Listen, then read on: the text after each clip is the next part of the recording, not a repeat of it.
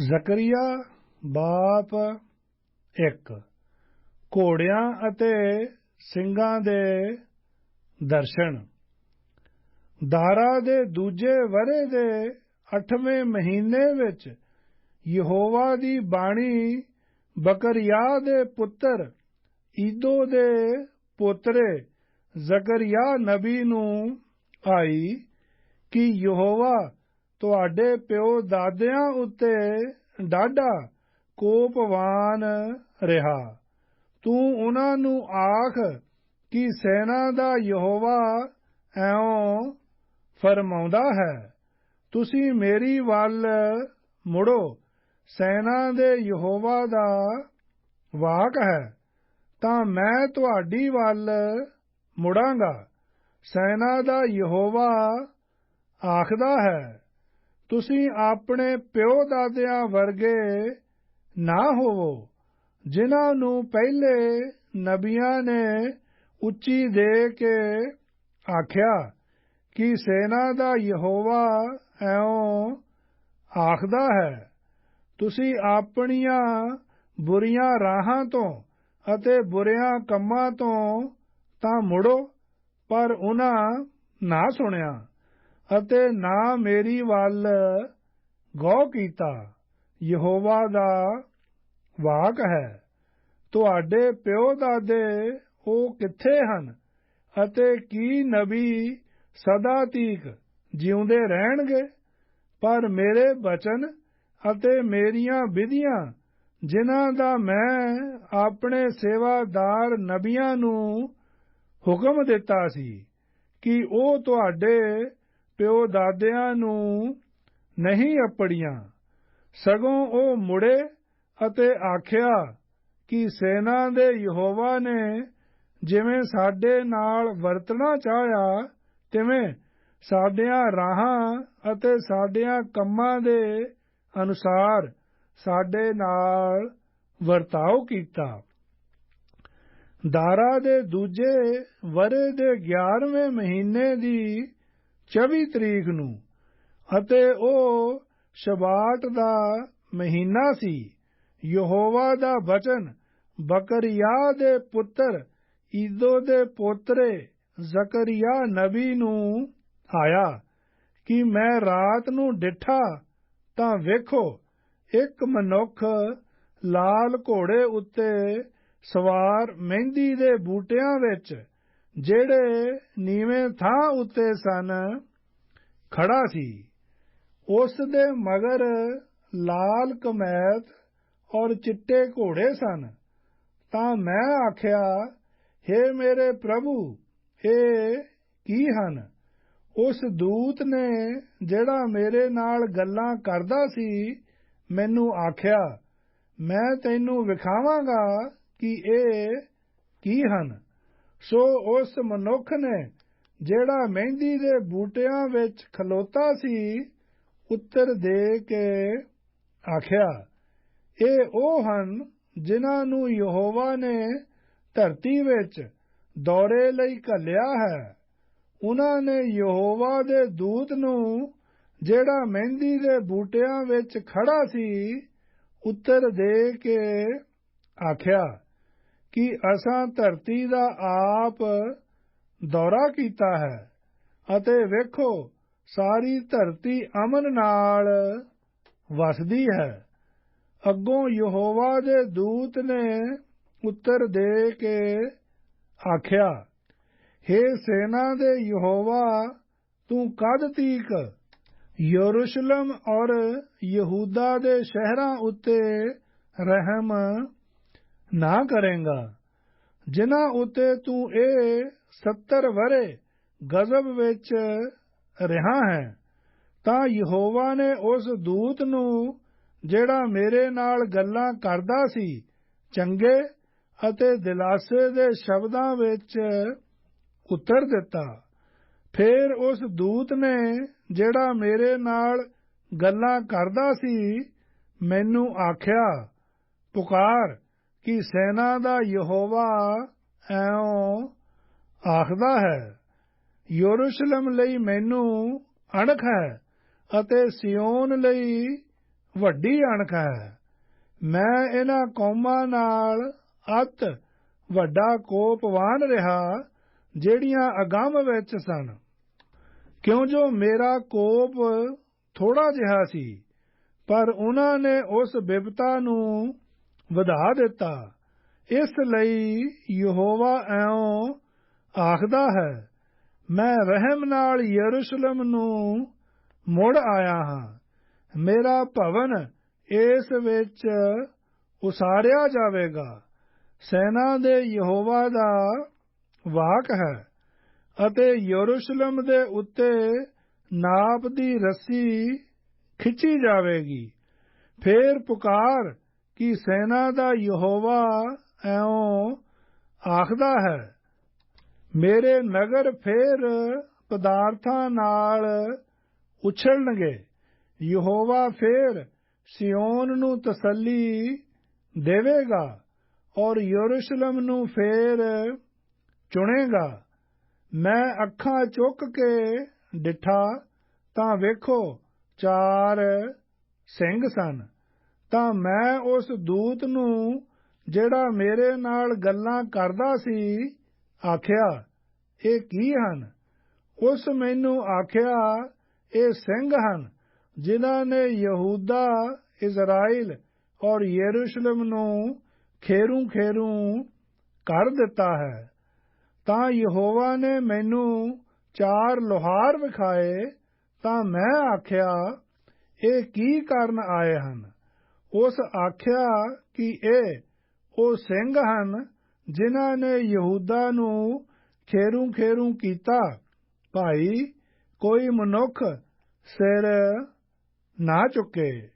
ਇਹ ਆਏ ਹਨ ਜੋ ਉਹਨਾਂ ਨੂੰ ਡਰਾਉਣ ਅਤੇ ਉਹਨਾਂ ਕੌਮਾਂ ਦੇ ਸਿੰਘਾਂ ਨੂੰ ਪਛਾੜਨ ਜਿਨ੍ਹਾਂ ਨੇ ਯਹੂਦਾ ਦੇ ਦੇਸ਼ ਨੂੰ ਖੇਰੂ ਕਰਨ ਲਈ ਸਿੰਘ ਝੁਕਿਆ ਹੈ। ਜ਼ਕਰੀਆ ਬਾਪ 2। ਸਿਯੋਨ ਉੱਤੇ ਕਿਰਪਾ। ਫੇਰ ਮੈਂ ਅੱਖਾਂ ਚੁੱਕ ਕੇ ਡਿਠਾ ਤਾਂ ਵੇਖੋ ਇੱਕ ਮਨੁੱਖ ਦੇ ਹੱਥ ਵਿੱਚ ਕੱਛਣ ਦੀ ਜਰੀਬ ਸੀ। ਮੈਂ ਆਖਿਆ, ਤੂੰ ਕਿੱਥੇ ਜਾਂਦਾ ਹੈ? ਉਸ ਮੈਨੂੰ ਆਖਿਆ, ਯਰੂਸ਼ਲਮ ਨੂੰ ਨਾਪਣ ਲਈ ਭਾਈ ਵੇਖਾਂ ਉਹ ਕਿੰਨਾ ਚੌੜਾ ਹੈ ਅਤੇ ਕਿੰਨਾ ਲੰਮਾ ਹੈ। ਤਾਂ ਵੇਖੋ ਜਿਹੜਾ ਦੂਤ ਮੇਰੇ ਨਾਲ ਗੱਲਾਂ ਕਰਦਾ ਸੀ ਬਾਹਰ ਨਿਕਲਿਆ ਅਤੇ ਦੂਜਾ ਦੂਤ ਉਸ ਦੇ ਮਿਲਣ ਲਈ ਬਾਹਰ ਨਿਕਲਿਆ।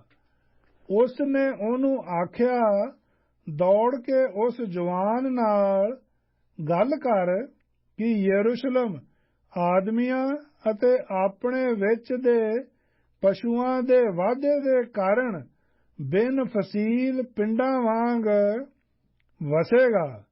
ਮੈਂ ਉਸ ਦੇ ਦੁਆਲੇ ਉਸ ਦੇ ਲਈ ਅੱਗ ਦੀ ਕੰਧ ਹੋਵਾਂਗਾ ਅਤੇ ਉਸ ਦੇ ਵਿੱਚ ਪ੍ਰਤਾਪ ਲਈ ਹੋਵਾਂਗਾ। ਯਹੋਵਾ ਦਾ ਵਾਕ ਹੈ। ਓਏ ਓਏ, ਉੱਤਰ ਦੇਸ਼ ਵਿੱਚੋਂ ਨੱਸੋ, ਯਹੋਵਾ ਦਾ ਵਾਕ ਹੈ। ਕਿਉਂ ਜੋ ਮੈਂ ਆਕਾਸ਼ ਦੀਆਂ 4 ਹਵਾਵਾਂ ਵਾਂਗ ਤੁਹਾਨੂੰ ਖਿਲਾਰ ਛੱਡਿਆ ਹੈ। ਯਹੋਵਾ ਦਾ ਵਾਕ ਹੈ। ਓਏ ਸਿਯੋਨਾ, ਭੱਜ ਜਾ, ਤੂੰ ਜੋ ਬਾਬੁਲ ਦੀ ਧੀ ਦੇ ਸੰਗ ਵਸਦਾ ਹੈ। ਸੈਨਾ ਦਾ ਯਹੋਵਾ ਤਾਂ ਇਉਂ ਆਖਦਾ ਹੈ ਕਿ ਉਸ ਨੇ ਮੈਨੂੰ ਪ੍ਰਤਾਪ ਦੇ ਪਿੱਛੇ ਉਹਨਾਂ ਕੌਮਾਂ ਕੋਲ ਘੱਲਿਆ ਹੈ ਜਿਨ੍ਹਾਂ ਤੁਹਾਨੂੰ ਲੁੱਟ-ਪੁੱਟ ਲਿਆ ਹੈ।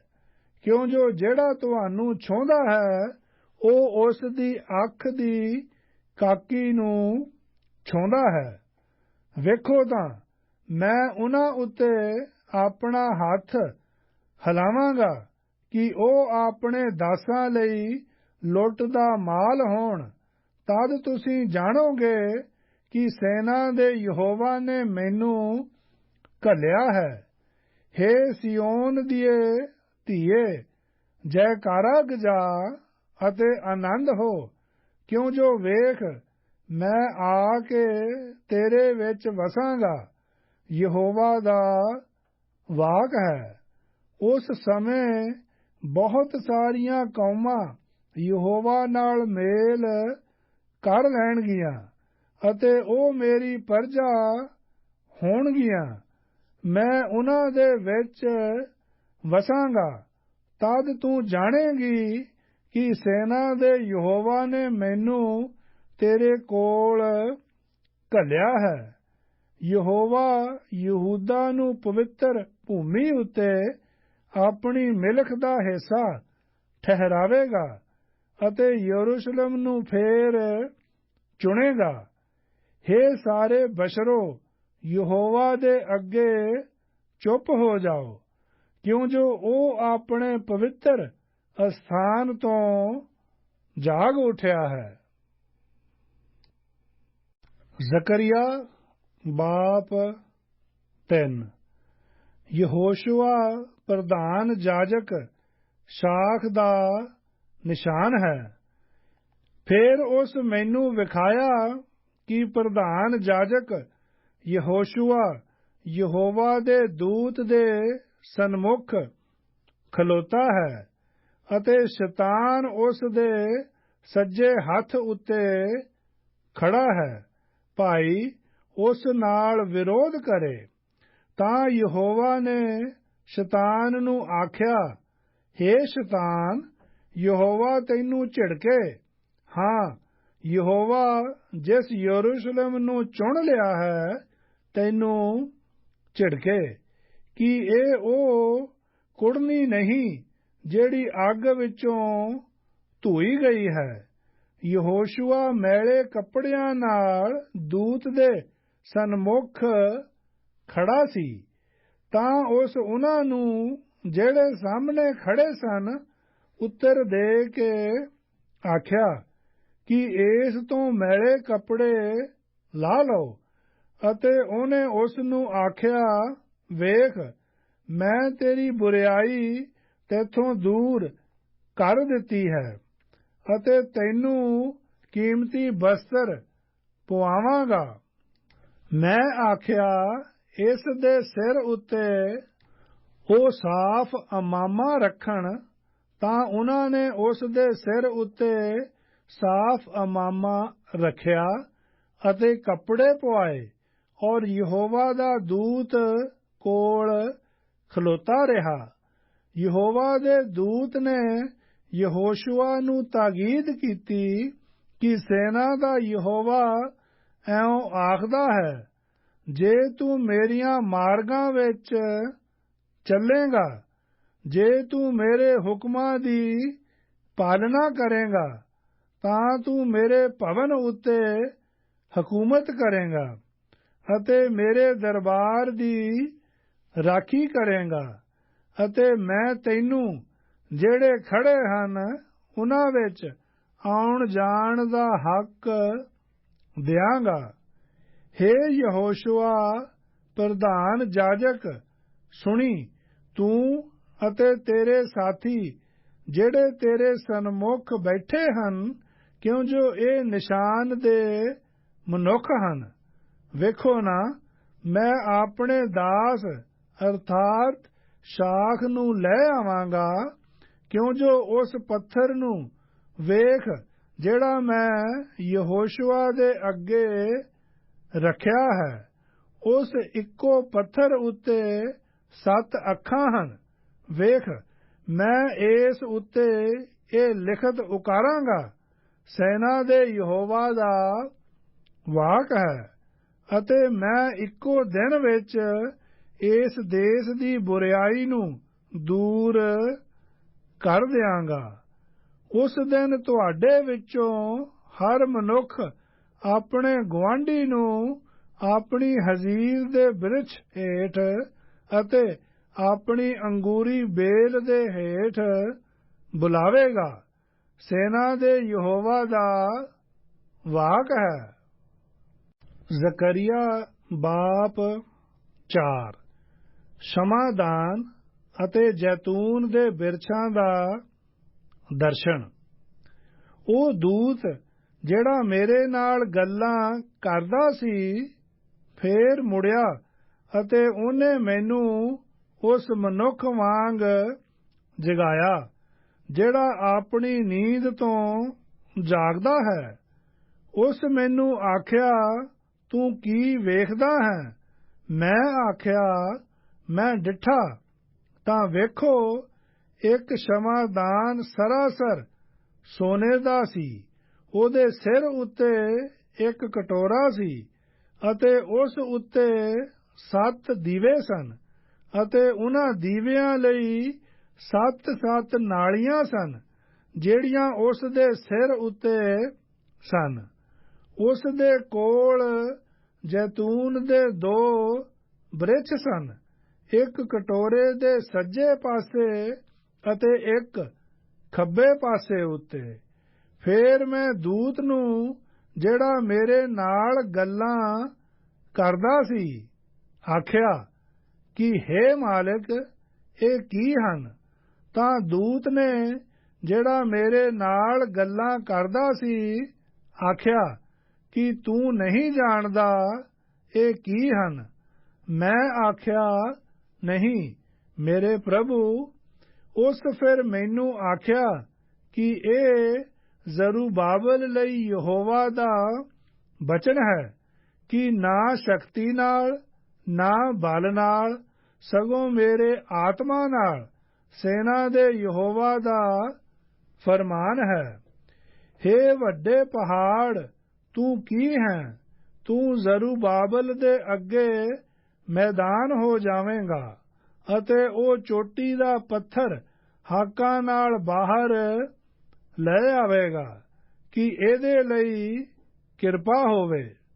ਕਿਰਪਾ ਤਾਂ ਯਹੋਵਾ ਦਾ ਬਚਨ ਮੈਨੂੰ ਆਇਆ ਕਿ ਜ਼ਰੂਬਾਬਲ ਦੇ ਹੱਥਾਂ ਨੇ ਇਸ ਭਵਨ ਦੀ ਨੀਂਹ ਰੱਖੀ ਅਤੇ ਉਸੇ ਦੇ ਹੱਥ ਇਸ ਨੂੰ ਪੂਰਾ ਵੀ ਕਰਨਗੇ। ਤਦ ਤੂੰ ਜਾਣੇਗਾ ਕਿ ਸੈਨਾ ਦੇ ਯਹੋਵਾ ਨੇ ਮੈਨੂੰ ਤੁਹਾਡੇ ਕੋਲ ਘੱਲਿਆ ਹੈ। ਉਹ ਕੌਣ ਹੈ ਜਿਹਨੇ ਛੋਟੀਆਂ ਗੱਲਾਂ ਦੇ ਦਿਨ ਦੀ ਨਿਰਾਦਰੀ ਕੀਤੀ ਹੋਵੇ? ਉਹ ਆਨੰਦ ਹੋਣਗੇ ਅਤੇ ਜ਼ਰੂਬਾਬਲ ਦੇ ਹੱਥ ਵਿੱਚ ਸਾਹਿਲ ਨੂੰ ਵੇਖਣਗੇ। ਇਹ ਯਹੋਵਾ ਦੀਆਂ 7 ਅੱਖਾਂ ਹਨ ਜਿਹੜੀਆਂ ਸਾਡੀ ਧਰਤੀ ਵਿੱਚ ਨੱਠੀਆਂ ਫਿਰਦੀਆਂ ਹਨ। ਤਦ ਮੈਂ ਉਸ ਨੂੰ ਆਖਿਆ ਕਿ ਇਹ 2 ਜੈਤੂਨ ਦੇ ਬਿਰਛ ਜਿਹੜੇ ਸਮਾਦਾਨ ਦੇ ਸੱਜੇ ਅਤੇ ਖੱਬੇ ਪਾਸੇ ਉੱਤੇ ਹਨ ਕੀ ਹਨ? ਫਿਰ ਦੂਜੀ ਵਾਰ ਮੈਂ ਉਸ ਨੂੰ ਆਖਿਆ ਕਿ ਜੈਤੂਨ ਦੀਆਂ ਇਹ 2 ਟਾਹਣੀਆਂ ਕੀ ਹਨ ਜਿਹੜੀਆਂ ਸੋਨੇ ਦੀਆਂ 2 ਨਾਲੀਆਂ ਦੇ ਬਰਾਬਰ ਤੇ ਹਨ, ਜਿਨ੍ਹਾਂ ਦੇ ਰਾਹੀਂ ਸੁਨਹਿਲਾ ਤੇਲ ਨਿਕਲਦਾ ਚਲਾ ਆਉਂਦਾ ਹੈ? ਉਸ ਮੈਨੂੰ ਆਖਿਆ ਕੀ ਤੂੰ ਨਹੀਂ ਜਾਣਦਾ ਇਹ ਕੀ ਹਨ? ਮੈਂ ਆਖਿਆ, ਹੇ ਮੇਰੇ ਪ੍ਰਭੂ, ਨਹੀਂ। ਉਸ ਆਖਿਆ, ਇਹ 2 ਤੇਲ ਨਾਲ ਮਸਾ ਹੋਏ ਪੁਰਖ ਹਨ ਜੋ ਸਾਰੀ ਧਰਤੀ ਦੇ ਮਾਲਕ ਦੇ ਹਜ਼ੂਰ ਖੜੇ ਰਹਿੰਦੇ ਹਨ। ਜ਼ਕਰੀਆ ਬਾਪ 5। ਲਪੇਟਵੀਂ ਪੱਤਰੀ ਅਤੇ ਦੁਸ਼ਟ ਤੀਵੀਂ ਦੇ ਦਰਸ਼ਨ। ਮੈਂ ਮੁੜ ਕੇ ਅੱਖਾਂ ਚੁੱਕ ਕੇ ਡਿੱਠਾ ਤਾਂ ਵੇਖੋ ਇੱਕ ਉੜਦੀ ਹੋਈ ਲਪੇਟਵੀਂ ਪੱਤਰੀ ਸੀ। ਉਸ ਮੈਨੂੰ ਆਖਿਆ, ਤੂੰ ਕੀ ਵੇਖਦਾ ਹੈ? ਮੈਂ ਆਖਿਆ, ਮੈਂ ਇੱਕ ਉੜਦੀ ਹੋਈ ਲਪੇਟਵੀਂ ਪੱਤਰੀ ਵੇਖਦਾ ਹਾਂ ਜਿਸ ਦੀ ਲੰਬਾਈ 20 ਹੱਥ ਅਤੇ ਚੌੜਾਈ 10 ਹੱਥ ਹੈ। ਫਿਰ ਉਸ ਮੈਨੂੰ ਆਖਿਆ, ਇਹ ਉਹ ਸਰਾਪ ਹੈ ਜਿਹੜਾ ਸਾਰੇ ਦੇਸ਼ ਦੀ ਪਰਤ ਉੱਤੇ ਆਉਣ ਵਾਲਾ ਹੈ, ਕਿਉਂ ਜੋ ਹਰੇਕ ਚੋਰੀ ਕਰਨ ਵਾਲਾ ਹੁਣ ਤੋਂ ਇਸ ਦੇ ਅਨੁਸਾਰ ਕੱਟਿਆ ਜਾਵੇਗਾ ਅਤੇ ਹਰੇਕ ਸਹੁੰ ਖਾਣ ਵਾਲਾ ਇਸ ਦੇ ਅਨੁਸਾਰ ਹੁਣ ਤੋਂ ਕੱਟਿਆ ਜਾਵੇਗਾ। ਸੈਨਾ ਦੇ ਯਹੋਵਾ ਦਾ ਵਾਕ ਹੈ, ਮੈਂ ਉਸ ਨੂੰ ਬਾਹਰ ਲਿਆਵਾਂਗਾ। ਉਹ ਚੋਰ ਦੇ ਘਰ ਵਿੱਚ ਅਤੇ ਮੇਰੇ ਨਾਮ ਦੀ ਝੂਠੀ ਸਹੁੰ ਖਾਣ ਵਾਲੇ ਦੇ ਘਰ ਵਿੱਚ ਵੜੇਗਾ ਅਤੇ ਉਸ ਦੇ ਘਰ ਦੇ ਅੰਦਰ ਟਿਕੇਗਾ ਅਤੇ ਉਸ ਨੂੰ ਲੱਕੜੀ ਅਤੇ ਪੱਥਰ ਸਣੇ ਨਾਸ਼ ਕਰੇਗਾ। ਤਾਂ ਉਹ ਦੂਤ ਜਿਹੜਾ ਮੇਰੇ ਨਾਲ ਗੱਲਾਂ ਕਰਦਾ ਸੀ ਬਾਹਰ ਆਇਆ ਅਤੇ ਉਸ ਮੈਨੂੰ ਆਖਿਆ, ਤੂੰ ਆਪਣੀਆਂ ਅੱਖਾਂ ਚੁੱਕ ਕੇ ਵੇਖ, ਉਹ ਕੀ ਬਾਹਰ ਨੂੰ ਨਿਕਲਦਾ ਹੈ। ਮੈਂ ਆਖਿਆ, ਇਹ ਕੀ ਹੈ? ਉਸ ਆਖਿਆ ਕਿ ਉਹ ਇੱਕ ਏਫਾ ਬਾਹਰ ਨੂੰ ਨਿਕਲ ਰਿਹਾ ਹੈ। ਉਸ ਆਖਿਆ, ਸਾਰੇ ਦੇਸ਼ ਵਿੱਚ ਉਹਨਾਂ ਦੀ ਇਹ ਬਦੀ ਹੈ। ਤਾਂ ਵੇਖੋ, ਸਿੱਕੇ ਦਾ ਇੱਕ ਢੱਕਣਾ ਉੱਪਰ ਚੁੱਕਿਆ ਗਿਆ ਅਤੇ ਇੱਕ ਜਨਾਨੀ ਏਫਾ ਦੇ ਵਿੱਚ ਬੈਠੀ ਹੋਈ ਸੀ। ਉਸ ਆਖਿਆ ਕਿ ਇਹ ਦੁਸ਼ਟਪੁਣਾ ਹੈ। ਉਸ ਨੇ ਉਹਨੂੰ ਏਫਾ ਵਿੱਚ ਧੱਕ ਦਿੱਤਾ ਅਤੇ ਉਸ ਸਿੱਕੇ ਦੇ ਢੱਕਣ ਨੂੰ ਏਫਾ ਦੇ ਮੂੰਹ ਉੱਤੇ ਸੁੱਟ ਦਿੱਤਾ। ਫਿਰ ਮੈਂ ਆਪਣੀਆਂ ਅੱਖਾਂ ਚੁੱਕ ਕੇ ਡਿੱਠਾ ਤਾਂ ਵੇਖੋ, ਦੋ ਜਨਾਨੀਆਂ ਬਾਹਰ ਨਿਕਲੀਆਂ ਅਤੇ ਹਵਾ ਉਹਨਾਂ ਦੇ ਪਰਾਂ ਦੇ ਵਿੱਚ ਸੀ, ਕਿਉਂ ਜੋ ਉਹਨਾਂ ਦੇ ਪਰ ਲਮਟੀਂਗ ਦੇ ਪਰਾਂ ਵਰਗੇ ਸਨ। ਉਹਨਾਂ ਨੇ ਏਫਾ ਨੂੰ ਧਰਤੀ ਅਤੇ ਆਕਾਸ਼ ਦੇ ਵਿੱਚ ਵਿਚਾਲੇ ਤੀਕ ਝੁਕਿਆ। ਤਾਂ ਮੈਂ ਉਸ ਦੂਤ ਨੂੰ ਜਿਹੜਾ ਮੇਰੇ ਨਾਲ ਗੱਲਾਂ ਕਰਦਾ ਸੀ ਆਖਿਆ, ਇਹ ਏਫਾ ਨੂੰ ਕਿੱਥੇ ਲੈ ਚੱਲੀਆਂ ਹਨ? ਉਸ ਮੈਨੂੰ ਆਖਿਆ ਕਿ ਸ਼ਿਨਾਰ ਦੇਸ਼ ਵਿੱਚ ਉਸ ਦਾ ਇੱਕ ਘਰ ਬਣਾਉਣਾ ਹੈ। ਜਦ ਉਹ ਤਿਆਰ ਹੋ ਜਾਵੇ ਤਾਂ ਉਹਦੇ ਅੱਡੇ ਉੱਤੇ ਉਹ ਰੱਖਿਆ ਜਾਵੇਗਾ। ਜ਼ਕਰੀਆ ਬਾਪ 6। ਰੱਥਾਂ ਦੇ ਅਤੇ ਸ਼ਾਖ ਦੇ ਦਰਸ਼ਨ। ਮੈਂ ਮੁੜ ਕੇ ਅੱਖਾਂ ਚੁੱਕ ਕੇ ਡਿੱਠਾ ਤਾਂ ਵੇਖੋ, ਦੋ ਪਹਾੜਾਂ ਦੇ ਵਿੱਚੋਂ 4 ਰੱਥ ਬਾਹਰ ਨੂੰ ਨਿਕਲ ਰਹੇ ਸਨ ਅਤੇ ਉਹ ਪਹਾੜ ਪਿੱਤਲ ਦੇ ਪਹਾੜ ਸਨ। ਪਹਿਲੇ ਰੱਥ ਦੇ ਘੋੜੇ ਲਾਲ ਅਤੇ ਦੂਜੇ ਰੱਥ ਦੇ ਘੋੜੇ ਕਾਲੇ ਸਨ। ਤੀਜੇ ਰੱਥ ਦੇ ਘੋੜੇ ਚਿੱਟੇ ਸਨ ਅਤੇ ਚੌਥੇ ਰੱਥ ਦੇ ਘੋੜੇ ਡੱਬੇ ਅਤੇ ਤੇਜ਼ ਸਨ। ਫਿਰ ਮੈਂ ਉਸ ਦੂਤ ਨੂੰ ਜਿਹੜਾ ਮੇਰੇ ਨਾਲ ਗੱਲਾਂ ਕਰਦਾ ਸੀ ਉੱਤਰ ਦੇ ਕੇ ਆਖਿਆ ਕਿ ਹੇ ਮੇਰੇ ਪ੍ਰਭੂ, ਇਹ ਕੀ ਹਨ? ਤਾਂ ਉਸ ਦੂਤ ਨੇ ਉੱਤਰ ਦੇ ਕੇ ਮੈਨੂੰ ਆਖਿਆ ਕਿ ਇਹ ਆਕਾਸ਼ ਦੀਆਂ 4 ਹਵਾਵਾਂ ਹਨ ਜੋ ਨਿਕਲਦੀਆਂ ਹਨ ਜਦ ਉਹ ਸਾਰੀ ਧਰਤੀ ਦੇ ਪ੍ਰਭੂ ਦੇ ਹਜ਼ੂਰ ਖਲੋਤੀਆਂ ਹੋਣ। ਜਿਹਦੇ ਵਿੱਚ ਕਾਲੇ ਘੋੜੇ ਹਨ, ਉਹ ਉੱਤਰ ਦੇਸ਼ ਨੂੰ ਨਿਕਲ ਕੇ ਜਾਂਦਾ ਹੈ ਅਤੇ ਚਿੱਟਿਆਂ ਵਾਲਾ ਉਹਦੇ ਪਿੱਛੇ ਨਿਕਲ ਕੇ ਜਾਂਦਾ ਹੈ ਅਤੇ ਡੱਬੇ ਘੋੜਿਆਂ ਵਾਲਾ ਦੱਖਣ ਦੇਸ਼ ਨੂੰ ਨਿਕਲ ਕੇ ਜਾਂਦਾ ਹੈ। ਜਦ ਇਹ ਤੇਜ਼ ਘੋੜੇ ਨਿਕਲੇ, ਉਹਨਾਂ ਜਾਣਾ ਚਾਹਿਆ, ਭਾਈ ਧਰਤੀ ਦਾ ਦੌਰਾ ਕਰਨ। ਉਸ ਆਖਿਆ, ਚਲੋ ਅਤੇ ਧਰਤੀ ਵਿੱਚ ਦੌਰਾ ਕਰੋ। ਸੋ ਉਹਨਾਂ ਧਰਤੀ ਵਿੱਚ ਦੌਰਾ ਕੀਤਾ। ਤਦ ਉਸ ਨੇ ਹਾਕ ਮਾਰ ਕੇ ਮੈਨੂੰ ਆਖਿਆ, ਵੇਖ, ਜਿਹੜੇ ਉੱਤਰ ਦੇਸ਼ ਨੂੰ ਜਾਂਦੇ ਹਨ, ਉਹਨਾਂ ਨੇ ਉੱਤਰ ਦੇਸ਼ ਵਿੱਚ ਮੇਰੇ ਆਤਮਾ ਨੂੰ ਸ਼ਾਂਤ ਕੀਤਾ ਹੈ।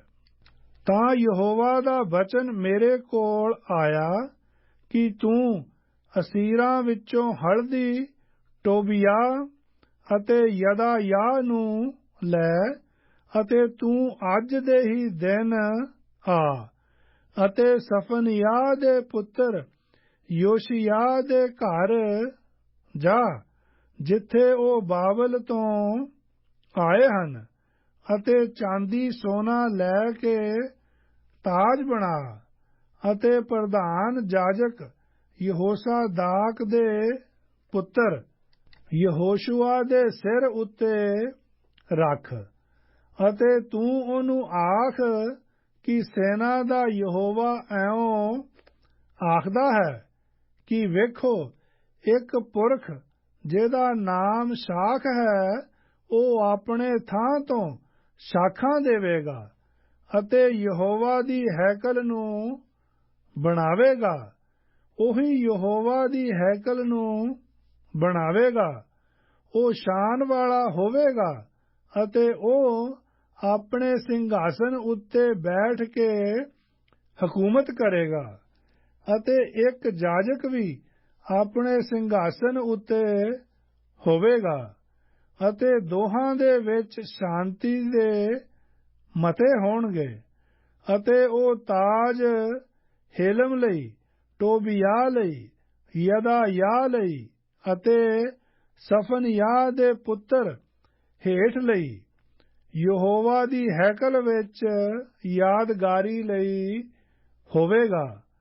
ਤਾਂ ਦੂਰ ਦੂਰ ਦੇ ਆਉਣਗੇ ਅਤੇ ਯਹੋਵਾ ਦੀ ਹੈਕਲ ਨੂੰ ਬਣਾਉਣਗੇ। ਤਦ ਤੁਸੀਂ ਜਾਣੋਗੇ ਕਿ ਸੈਨਾ ਦੇ ਯਹੋਵਾ ਨੇ ਮੈਨੂੰ ਤੁਹਾਡੇ ਕੋਲ ਘੱਲਿਆ ਹੈ। ਜੇ ਤੁਸੀਂ ਯਹੋਵਾ ਆਪਣੇ ਪਰਮੇਸ਼ਵਰ ਦੀ ਆਵਾਜ਼ ਨੂੰ ਦਿਲ ਲਾ ਕੇ ਸੁਣੋਗੇ ਤਾਂ ਇਹ ਹੋ ਜਾਵੇਗਾ। ਜ਼ਕਰੀਆ ਬਾਪ 7। ਆਕੀ ਪੁਣੇ ਦੀ ਸਜ਼ਾ। ਦਾਰਾ ਪਾਤਸ਼ਾਹ ਦੇ ਚੌਥੇ ਵਰੇ ਐਉਂ ਹੋਇਆ ਕਿ ਯਹੋਵਾ ਦੀ ਬਾਣੀ 9ਵੇਂ ਮਹੀਨੇ ਦੀ ਚੌਥੀ ਤਰੀਕ ਨੂੰ ਅਰਥਾਤ ਕਿਸਲੇਵ ਵਿੱਚ ਜ਼ਕਰੀਆ ਨੂੰ ਆਈ। ਤਾਂ ਬੈਤਏਲ ਵਾਲਿਆਂ ਨੇ ਸਰਾਸਰ ਗਰਮ ਮਲਕ ਅਤੇ ਉਸ ਦੇ ਮਨੁੱਖਾਂ ਨੂੰ ਘੱਲਿਆ, ਭਾਈ ਯਹੋਵਾ ਦੇ ਅੱਗੇ ਬੇਨਤੀ ਕਰਨ ਅਤੇ ਜਾਜਕਾਂ ਨੂੰ ਜਿਹੜੇ ਸੈਨਾ ਦੇ ਯਹੋਵਾ ਦੇ ਭਵਨ ਲਈ ਸਨ ਅਤੇ ਨਬੀਆਂ ਨੂੰ ਆਖਣ ਕਿ ਮੈਂ 5ਵੇਂ ਮਹੀਨੇ ਵਿੱਚ ਵੱਖਰਾ ਹੋ ਕੇ ਰੋਵਾਂ, ਜਿਵੇਂ ਮੈਂ ਕਈਆਂ ਵਰ੍ਹਿਆਂ ਤੋਂ ਕਰਦਾ ਰਿਹਾ ਹਾਂ। ਫੇਰ ਸੈਨਾ ਦੇ ਯਹੋਵਾ ਦਾ ਬਚਨ ਮੇਰੇ ਕੋਲ ਆਇਆ ਕਿ ਦੇਸ਼ ਦੇ ਸਾਰੇ ਲੋਕਾਂ ਨੂੰ ਅਤੇ ਜਾਜਕਾਂ ਨੂੰ ਆਖ ਕਿ ਜਦ ਤੁਸਾਂ 5ਵੇਂ ਅਤੇ 7ਵੇਂ ਮਹੀਨੇ ਵਿੱਚ ਇਨ੍ਹਾਂ 17 ਵਰ੍ਹਿਆਂ ਤੀਕ ਵਰਤ ਰੱਖਿਆ ਅਤੇ ਪਿੱਟ ਪਟਈਆ ਕੀਤਾ, ਕਿ ਕਦੀ ਮੇਰੇ ਲਈ ਵੀ ਵਰਤ ਰੱਖਿਆ? ਜਦ ਤੁਸੀਂ ਖਾਂਦੇ ਹੋ ਅਤੇ ਜਦ ਤੁਸੀਂ ਪੀਂਦੇ ਹੋ, ਤਾਂ ਕੀ ਤੁਸੀਂ ਆਪ ਹੀ ਨਹੀਂ ਖਾਂਦੇ ਅਤੇ ਆਪ ਹੀ ਨਹੀਂ ਪੀਂਦੇ ਹੋ?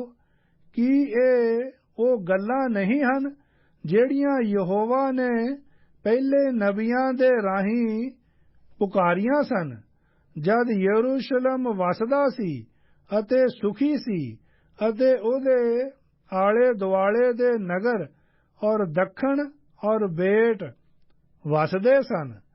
ਫੇਰ ਯਹੋਵਾ ਦਾ ਬਚਨ ਜ਼ਕਰੀਆ ਨੂੰ ਆਇਆ ਕਿ ਸੈਨਾ ਦਾ ਯਹੋਵਾ ਐਉਂ ਆਖਦਾ ਹੈ ਕਿ ਸਚਾਈ ਨਾਲ ਨਿਆਂ ਕਰੋ ਅਤੇ ਹਰ ਮਨੁੱਖ ਆਪਣੇ ਭਰਾ ਉੱਤੇ ਦਇਆ ਅਤੇ ਰਹਿਮ ਕਰੇ ਵਿਧਵਾ, ਯਤੀਮ, ਪਰਦੇਸੀ ਅਤੇ ਮਸਕੀਨ ਨੂੰ ਨਾ ਸਤਾਓ, ਅਤੇ ਨਾ ਕੋਈ ਤੁਹਾਡੇ ਵਿੱਚੋਂ ਆਪਣੇ ਭਰਾ ਦੇ ਵਿਰੁੱਧ ਆਪਣੇ ਮਨ ਵਿੱਚ ਬੁਰਿਆਈ ਸੋਚੇ, ਪਰ ਉਹ ਗੌ ਕਰਨ ਲਈ ਰਾਜ਼ੀ ਨਾ ਹੋਏ। ਉਹਨਾਂ ਨੇ ਆਪਣੀਆਂ ਪਿੱਠਾਂ ਮੋੜ ਲਈਆਂ ਅਤੇ ਉਹਨਾਂ ਨੇ ਆਪਣੇ ਕੰਨ ਬੰਦ ਕਰ ਲਏ। ਭਾਈ ਨਾ ਸੁਣਨ, ਅਤੇ ਉਹਨਾਂ ਨੇ ਆਪਣੇ ਦਿਲਾਂ ਨੂੰ ਅਲਮਾਸ ਪੱਥਰ ਵਾਂਗ ਕਰ ਲਿਆ। ਭਾਈ ਵਿਵਸਥਾ ਨੂੰ ਅਤੇ ਉਹਨਾਂ ਗੱਲਾਂ ਨੂੰ ਨਾ ਸੁਣਨ ਜਿਹੜੀਆਂ ਸੈਨਾ ਦੇ ਯਹੋਵਾ ਨੇ ਆਪਣੇ ਆਤਮਾ ਦੇ ਰਾਹੀਂ ਨਬੀਆਂ ਦੇ ਹੱਥੀਂ ਘੱਲੀਆਂ ਸਨ, ਤਾਂ ਸੈਨਾ ਦੇ ਯਹੋਵਾ ਵੱਲੋਂ ਵੱਡਾ ਕੋਪ ਹੋਇਆ। ਤਦ ਜਿਵੇਂ ਉਹਨੇ ਪੁਕਾਰਿਆ ਅਤੇ ਉਹਨਾਂ ਨੇ ਨਾ ਸੁਣਿਆ, ਤਿਵੇਂ ਹੀ ਉਹ ਪੁਕਾਰਨਗੇ ਅਤੇ ਮੈਂ ਨਾ ਸੁਣਾਂਗਾ। ਸੈਨਾ ਦੇ ਯਹੋਵਾ ਦਾ ਵਾਕ ਹੈ, ਸਗੋਂ ਮੈਂ ਉਹਨਾਂ ਨੂੰ ਵਾਂਵਰੋਲੇ ਨਾਲ ਸਾਰੀਆਂ ਕੌਮਾਂ ਦੇ ਵਿੱਚ ਖਿਲਾਰ ਦਿਆਂਗਾ, ਜਿਨ੍ਹਾਂ ਨੂੰ ਉਹਨਾਂ ਨਾ ਜਾਤਾ। ਸੋ ਉਹ ਦੇਸ਼ ਉਹਨਾਂ ਦੇ ਪਿੱਛੋਂ ਵੀਰਾਨ ਹੋ ਗਿਆ। ਭਾਈ ਉਹਦੇ ਵਿੱਚ ਦੀ ਕੋਈ ਆਉਂਦਾ ਜਾਂਦਾ ਨਹੀਂ ਸੀ। ਉਹਨਾਂ ਨੇ ਉਸ ਮਨਮੋਹਣੇ ਦੇਸ਼ ਨੂੰ ਵੀਰਾਨ ਕਰ ਦਿੱਤਾ। ਜ਼ਕਰੀਆ ਬਾਪ 8। ਸਿਯੋਨ ਲਈ ਸ਼ਾਂਤੀ ਤੇ ਸੁਖ। ਤਾਂ ਸੈਨਾ ਦੇ ਯਹੋਵਾ ਦਾ ਬਚਨ ਮੈਨੂੰ ਆਇਆ ਕਿ ਸੈਨਾ ਦਾ ਯਹੋਵਾ ਇਉਂ ਆਖਦਾ ਹੈ ਕਿ ਮੈਂ ਸਿਯੋਨ ਲਈ ਵੱਡੀ ਅਣਖ ਨਾਲ ਅਣਖੀ ਹਾਂ, ਸਗੋਂ ਮੈਂ ਉਹਦੇ ਲਈ ਵੱਡੇ ਕ੍ਰੋਧ ਨਾਲ ਅਣਖੀ ਹਾਂ। ਯਹੋਵਾ ਇਉਂ ਆਖਦਾ ਹੈ, ਮੈਂ ਸਿਯੋਨ ਵੱਲ ਮੁੜਾਂਗਾ ਅਤੇ ਯਰੂਸ਼ਲਮ ਦੇ ਵਿਚਕਾਰ ਵਸਾਂਗਾ, ਅਤੇ ਯਰੂਸ਼ਲਮ ਵਫਾਦਾਰ ਨਗਰੀ ਕਰਕੇ ਅਤੇ ਸੈਨਾ ਦੇ ਯਹੋਵਾ ਦਾ ਪਹਾੜ ਪਵਿੱਤਰ ਪਹਾੜ ਕਰਕੇ ਪੁਕਾਰਿਆ ਜਾਵੇਗਾ। ਸੈਨਾ ਦਾ ਯਹੋਵਾ ਇਉਂ ਆਖਦਾ ਹੈ, ਫੇਰ ਬੁੱਢੇ ਅਤੇ ਬੁੱਢੀਆਂ ਵੱਡੀ ਅਵਸਥਾ ਦੇ ਕਾਰਨ ਆਪਣੇ ਹੱਥ ਵਿੱਚ ਡੰਗੋਰੀ ਲੈ ਕੇ ਯਰੂਸ਼ਲਮ ਦੇ ਚੌਂਕਾਂ ਵਿੱਚ ਬੈਠਣਗੇ, ਅਤੇ ਸ਼ਹਿਰ ਦੇ ਚੌਂਕ ਮੁੰਡਿਆਂ ਅਤੇ ਕੁੜੀਆਂ ਨਾਲ ਜਿਹੜੇ ਚੌਂਕਾਂ ਵਿੱਚ ਖੇਡਦੇ ਹਨ ਭਰੇ ਹੋਏ ਹੋਣਗੇ। ਸੈਨਾ ਦਾ ਯਹੋਵਾ ਇਉਂ ਆਖਦਾ ਹੈ ਕਿ ਭਾਵੇਂ ਉਹਨਾਂ ਦਿਨਾਂ ਵਿੱਚ ਇਸ ਪਰਜਾ ਦੇ ਬਕੀਏ ਦੀਆਂ ਅੱਖਾਂ ਵਿੱਚ ਅਨੋਖਾ ਹੋਵੇ, ਪਰ ਕੀ ਮੇਰੀਆਂ ਅੱਖਾਂ ਵਿੱਚ ਵੀ ਅਨੋਖਾ ਹੋਵੇਗਾ? ਸੈਨਾ ਦੇ ਯਹੋਵਾ ਦਾ ਵਾਕ ਹੈ। ਸੈਨਾ ਦਾ ਯਹੋਵਾ ਇਉਂ ਆਖਦਾ ਹੈ, ਵੇਖ, ਮੈਂ ਆਪਣੀ ਪਰਜਾ ਨੂੰ ਚੜ੍ਹਦੇ ਦੇਸ਼ੋਂ ਅਤੇ ਲਹਿੰਦੇ ਦੇਸ਼ੋਂ ਬਚਾਵਾਂਗਾ। ਮੈਂ ਉਹਨਾਂ ਨੂੰ ਲਿਆਵਾਂਗਾ, ਉਹ ਯਰੂਸ਼ਲਮ ਦੇ ਵਿਚਕਾਰ ਵਸਣਗੇ। ਉਹ ਮੇਰੀ ਪਰਜਾ ਹੋਣਗੇ, ਅਤੇ ਮੈਂ ਵਫਾਦਾਰੀ ਵਿੱਚ ਅਤੇ ਧਰਮ ਵਿੱਚ ਉਹਨਾਂ ਦਾ ਪਰਮੇਸ਼ਵਰ ਹੋਵਾਂਗਾ। ਸੈਨਾ ਦਾ ਯਹੋਵਾ ਇਉਂ ਆਖਦਾ ਹੈ, ਤੁਹਾਡੇ ਹੱਥ ਤਕੜੇ ਹੋਣ। ਤੁਸੀਂ ਜੋ ਇਹ ਬਚਨ ਇਹਨਾਂ ਦਿਨਾਂ ਵਿੱਚ ਸੁਣਦੇ ਹੋ, ਜਿਹੜੇ ਸੈਨਾ ਦੇ ਯਹੋਵਾ ਦੇ ਭਵਨ ਦੀ ਨੀਂਹ ਰੱਖਣ ਦੇ ਸਮੇਂ ਵਿੱਚ ਨਬੀਆਂ ਦੇ ਮੂੰਹੋਂ ਨਿਕਲੇ ਸਨ, ਅਰਥਾਤ ਹੈਕਲ ਦੀ ਉਸਾਰੀ ਲਈ, ਕਿਉਂ ਜੋ ਉਹਨਾਂ ਦਿਨਾਂ ਤੋਂ ਅੱਗੇ ਨਾ ਆਦਮੀ ਲਈ ਮਜ਼ਦੂਰੀ ਸੀ, ਨਾ ਪਸ਼ੂ ਲਈ ਕੋਈ ਭਾੜਾ ਸੀ, ਅਤੇ ਵੈਰੀ ਦੇ ਕਾਰਨ ਕੋਈ ਬਾਹਰ ਜਾਣ ਵਾਲਾ ਅਤੇ ਅੰਦਰ ਆਉਣ ਵਾਲਾ ਸੁਖੀ ਨਹੀਂ ਸੀ। ਮੈਂ ਹਰੇਕ ਆਦਮੀ ਨੂੰ ਉਸ ਦੇ ਗੁਆਂਢੀ ਦੇ ਵਿਰੁੱਧ ਕਰ ਦਿੱਤਾ ਸੀ, ਪਰ ਮੈਂ ਹੁਣ ਇਸ ਪਰਜਾ ਦੇ ਬਕੀਏ ਲਈ ਪਹਿਲਿਆਂ ਦਿਨਾਂ ਵਾਂਗ ਨਹੀਂ ਕਰਾਂਗਾ।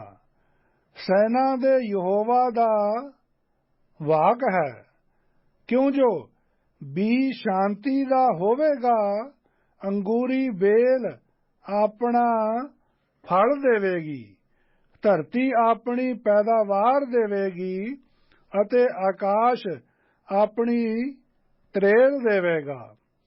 ਮੈਂ ਇਸ ਪਰਜਾ ਦੇ ਬਕੀਏ ਨੂੰ ਇਹਨਾਂ ਸਾਰੀਆਂ ਵਸਤਾਂ ਦਾ ਅਧਿਕਾਰੀ ਬਣਾਵਾਂਗਾ।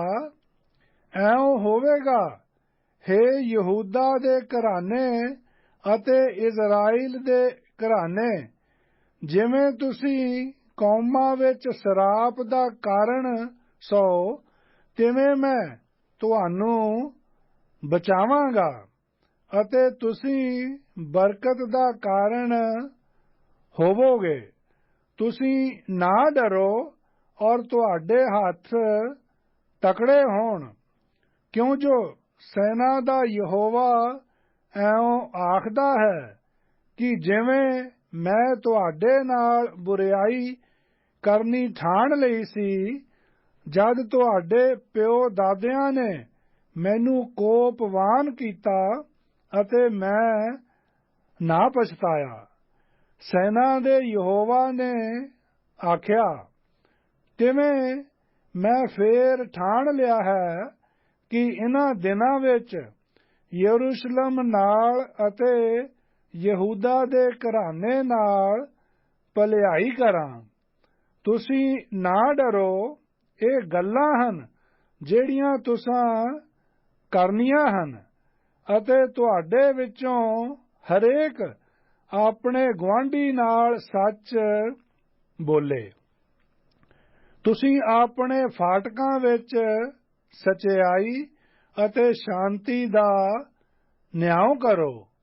ਤੁਹਾਡੇ ਵਿੱਚੋਂ ਕੋਈ ਆਪਣੇ ਗੁਆਂਢੀ ਦੇ ਵਿਰੁੱਧ ਆਪਣੇ ਦਿਲ ਵਿੱਚ ਬੁਰਿਆਈ ਦਾ ਮਤਾ ਨਾ ਪਕਾਵੇ, ਅਤੇ ਨਾ ਕੋਈ ਝੂਠੀ ਸਹੁੰ ਨਾਲ ਪਿਆਰ ਕਰੇ, ਕਿਉਂ ਜੋ ਇਹਨਾਂ ਸਾਰੀਆਂ ਗੱਲਾਂ ਤੋਂ ਮੈਂ ਘਿਣ ਕਰਦਾ ਹਾਂ। ਯਹੋਵਾ ਦਾ ਵਾਕ ਹੈ।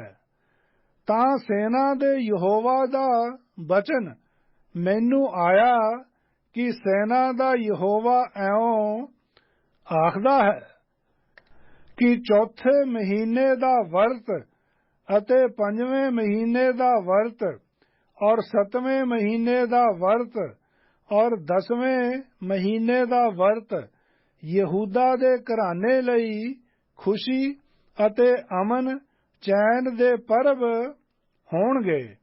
ਤੁਸੀਂ ਸਚਾਈ, ਵਫਾਦਾਰੀ ਅਤੇ ਸ਼ਾਂਤੀ ਨਾਲ ਪਿਆਰ ਕਰੋ। ਸੈਨਾ ਦਾ ਯਹੋਵਾ ਐਉਂ ਆਖਦਾ ਹੈ। ਫੇਰ ਉਮਤਾਂ ਅਤੇ ਬਹੁਤੀਆਂ ਨਗਰਾਂ ਦੇ ਵਸਨੀਕ ਆਉਣਗੇ, ਤਾਂ ਇੱਕ ਨਗਰ ਦੇ ਵਾਸੀ ਦੂਜੇ ਦੇ ਕੋਲ ਜਾਣਗੇ ਅਤੇ ਆਖਣਗੇ ਕਿ ਆਓ ਛੇਤੀ ਚਲੀਏ, ਯਹੋਵਾ ਦੇ ਅੱਗੇ ਬੇਨਤੀ ਕਰੀਏ ਅਤੇ ਸੈਨਾ ਦੇ ਯਹੋਵਾ ਨੂੰ ਭਾਲੀਏ, ਔਰ ਮੈਂ ਵੀ ਚਲਾਂਗਾ। ਬਹੁਤ ਸਾਰੇ ਲੋਕ ਅਤੇ ਸੂਰਬੀਰ ਕੌਮਾਂ ਸੈਨਾ ਦੇ ਯਹੋਵਾ ਦੇ ਭਾਲਣ ਲਈ ਯਰੂਸ਼ਲਮ ਵਿੱਚ ਆਉਣਗੀਆਂ ਅਤੇ ਯਹੋਵਾ ਦੇ ਅੱਗੇ ਬੇਨਤੀ ਕਰਨਗੀਆਂ। ਸੈਨਾ ਦਾ ਯਹੋਵਾ ਐਉਂ ਆਖਦਾ ਹੈ ਕਿ ਉਹਨਾਂ ਦਿਨਾਂ ਵਿੱਚ ਵੱਖੋ ਵੱਖ ਬੋਲੀ ਦੇ ਬੋਲਣ ਵਾਲਿਆਂ ਕੌਮਾਂ ਦੇ 10 ਮਨੁੱਖ ਇੱਕ ਯਹੂਦੀ ਦਾ ਪੱਲਾ ਫੜਨਗੇ ਅਤੇ ਆਖਣਗੇ ਕਿ ਅਸੀਂ ਤੁਹਾਡੇ ਨਾਲ ਚੱਲਾਂਗੇ, ਕਿਉਂ ਜੋ ਅਸਾਂ ਸੁਣਿਆ ਹੈ ਕਿ ਪਰਮੇਸ਼ਵਰ ਤੁਹਾਡੇ ਸੰਗ ਹੈ। ਜ਼ਕਰੀਆ ਬਾਪ 9। ਅਗੰਮ ਵਾਕ। ਯਹੋਵਾ ਦਾ ਬਚਨ ਇਦਰਾਕ ਦੇ ਦੇਸ਼ ਦੇ ਵਿਰੁੱਧ ਅਤੇ ਦਮਿਸ਼ਕ ਉਸ ਦਾ ਟਿਕਾਣਾ ਹੋਵੇਗਾ, ਕਿਉਂ ਜੋ ਆਦਮ ਵੰਸ਼ ਦੀਆਂ ਅਤੇ ਇਜ਼ਰਾਈਲ ਦੇ ਸਾਰਿਆਂ ਗੋਤਾਂ ਦੀਆਂ ਅੱਖਾਂ ਯਹੋਵਾ ਵੱਲ ਹਨ। ਨਾਲੇ ਹਮਾਥ ਜਿਹੜਾ ਉਸ ਦੇ ਬੰਨੇ ਨਾਲ ਹੈ, ਸੂਰ ਅਤੇ ਸਿਦੋਨ ਵੀ, ਕਿਉਂ ਜੋ ਉਹ ਬਹੁਤ ਬੁੱਧਵਾਨ ਹਨ। ਸੂਰ ਨੇ ਆਪਣੇ ਲਈ ਗੜ੍ਹ ਬਣਾਇਆ, ਚਾਂਦੀ ਦੇ ਢੇਰ ਧੂੜ ਵਾਂਗ ਅਤੇ ਸੋਨੇ ਦੇ ਗਲੀਆਂ ਦੇ ਚਿੱਕੜ ਵਾਂਗ ਢੇਰਾਂ ਦੇ ਢੇਰ ਲਾ ਲਏ। ਵੇਖੋ, ਪ੍ਰਭੂ ਉਸ ਦੀ ਮਿਲਖ ਨੂੰ ਖੋਹ ਲਵੇਗਾ ਅਤੇ ਉਸ ਦੀ ਮਾਇਆ ਨੂੰ ਸਮੁੰਦਰ ਵਿੱਚ ਸੁੱਟ ਦੇਵੇਗਾ। ਉਹ ਅੱਗ ਨਾਲ ਖਾਧਾ ਜਾਵੇਗਾ। ਅਸ਼ਕਲੋਨ ਵੇਖੇਗਾ ਅਤੇ ਡਰ ਜਾਵੇਗਾ। ਨਾਲੇ ਅਜ਼ਾ ਵੀ, ਕਿਉਂ ਜੋ ਉਹਨੂੰ ਡਾਢੀ ਪੀੜ ਲੱਗੇਗੀ। ਨਾਲੇ ਅਕਰੋਨ ਵੀ, ਕਿਉਂ ਜੋ ਉਹਦਾ ਭਰੋਸਾ ਸ਼ਰਮਿੰਦਾ ਹੋ ਜਾਵੇਗਾ। ਅਜ਼ਾ ਵਿੱਚੋਂ ਰਾਜਾ ਮਿਟ ਜਾਵੇਗਾ। ਅਸ਼ਕਲੋਨ ਬੇਆਬਾਦ ਹੋ ਜਾਵੇਗਾ। ਦੋਗਲੇ ਅਸ਼ਦਦ ਵਿੱਚ ਫਸਣਗੇ। ਮੈਂ ਫਲਿਸਤੀਆਂ ਦੇ ਘਮੰਡ ਨੂੰ ਮੁਕਾ ਦਿਆਂਗਾ। ਮੈਂ ਉਸ ਦਾ ਲਹੂ ਉਸ ਦੇ ਮੂੰਹ ਤੋਂ ਅਤੇ ਉਸ ਦੀਆਂ ਘਿਨੌਨੀਆਂ ਵਸਤਾਂ ਉਸ ਦੇ ਦੰਦਾਂ ਵਿੱਚੋਂ ਕੱਢ ਲਵਾਂਗਾ। ਇਹ ਵੀ ਸਾਡੇ ਪਰਮੇਸ਼ਵਰ ਲਈ ਇੱਕ ਬਕੀਆ ਹੋਵੇਗਾ ਅਤੇ ਯਹੂਦਾ ਵਿੱਚ ਇੱਕੋ ਸਰਦਾਰ ਵਾਂਗ ਹੋਵੇਗਾ ਅਤੇ ਅਕਰੋਨ ਯਬੂਸੀਆਂ ਵਾਂਗ ਹੋਵੇਗਾ। ਮੈਂ ਰਾਖੀ ਲਈ ਆਪਣੇ ਘਰ ਦੇ ਲਈ ਡੇਰਾ ਲਾਵਾਂਗਾ, ਭਾਈ ਕੋਈ ਆ ਜਾ ਨਾ ਸਕੇ। ਫੇਰ ਕੋਈ ਦੁੱਖ ਦੇਣ ਵਾਲਾ ਉਹਨਾਂ ਦੇ ਵਿਰੁੱਧ ਨਾ ਲੰਘੇਗਾ, ਕਿਉਂ ਜੋ ਹੁਣ ਤਾਂ ਮੈਂ ਆਪਣੀ ਅੱਖੀਂ ਵੇਖ ਲਿਆ ਹੈ। ਹੇ ਸਿਯੋਨ ਦੀਏ ਧੀਏ, ਬਹੁਤ ਖੁਸ਼ ਹੋ। ਹੇ ਯਰੂਸ਼ਲਮ ਦੀਏ ਧੀਏ, ਲਲਕਾਰ। ਵੇਖ, ਤੇਰਾ ਪਾਤਸ਼ਾਹ ਤੇਰੇ ਕੋਲ ਆਉਂਦਾ ਹੈ। ਉਹ ਧਰਮੀ ਹੈ ਅਤੇ ਸੁਰਜੀਤ ਹੈ। ਉਹ ਅਧੀਨ ਹੈ ਅਤੇ ਗਧੇ ਦੇ ਜਵਾਨ ਬੱਚੇ ਉੱਤੇ ਸਵਾਰ ਹੈ। ਮੈਂ ਇਫਰਾਈਮ ਤੋਂ ਰਥ ਨੂੰ ਅਤੇ ਯਰੂਸ਼ਲਮ ਤੋਂ ਘੋੜੇ ਨੂੰ ਕੱਟ ਸੁੱਟਾਂਗਾ। ਲੜਾਈ ਦਾ ਧਨੁੱਖ ਤੋੜਿਆ ਜਾਵੇਗਾ। ਉਹ ਕੌਮਾਂ ਲਈ ਸ਼ਾਂਤੀ ਦੀਆਂ ਗੱਲਾਂ ਕਰੇਗਾ। ਉਹਦੀ ਹਕੂਮਤ ਸਮੁੰਦਰ ਤੋਂ ਸਮੁੰਦਰ ਤੀਕ ਅਤੇ ਦਰਿਆ ਤੋਂ ਦਰਿਆ ਦੀਆਂ ਹੱਦਾਂ ਤੀਕ ਹੋਵੇਗੀ। ਨਾਲੇ ਤੈਨੂੰ ਵੀ ਤੇਰੇ ਨੇਮ ਦੇ ਲਹੂ ਦੇ ਕਾਰਨ ਮੈਂ ਤੇਰੇ ਅਸੀਰਾਂ ਨੂੰ ਬਿਨ ਪਾਣੀ ਦੇ ਟੋਏ ਤੋਂ ਕੱਢ ਲਵਾਂਗਾ। ਹੇ ਆਸਵੰਦ ਅਸੀਰੋ, ਗੜ੍ਹ ਨੂੰ ਮੁੜ ਜਾਓ।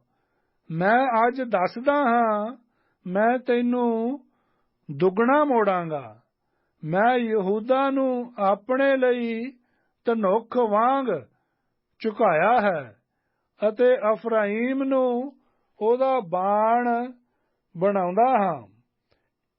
ਹੇ ਸਿਯੋਨ, ਮੈਂ ਤੇਰੇ ਪੁੱਤਰਾਂ ਨੂੰ ਭੜਕਾਵਾਂਗਾ। ਹਾਂ, ਤੇਰੇ ਪੁੱਤਰਾਂ ਦੇ ਵਿਰੁੱਧ। ਹੇ ਯਾਵਾਨ, ਤੈਨੂੰ ਇੱਕ ਸੂਰਮੇ ਦੀ ਤਲਵਾਰ ਵਾਂਗ ਬਣਾਵਾਂਗਾ। ਯਹੋਵਾ ਉਹਨਾਂ ਉੱਤੇ ਵਿਖਾਈ ਦੇਵੇਗਾ, ਉਸ ਦਾ ਤੀਰ ਬਿਜਲੀ ਵਾਂਗ ਬਾਹਰ ਨਿਕਲੇਗਾ।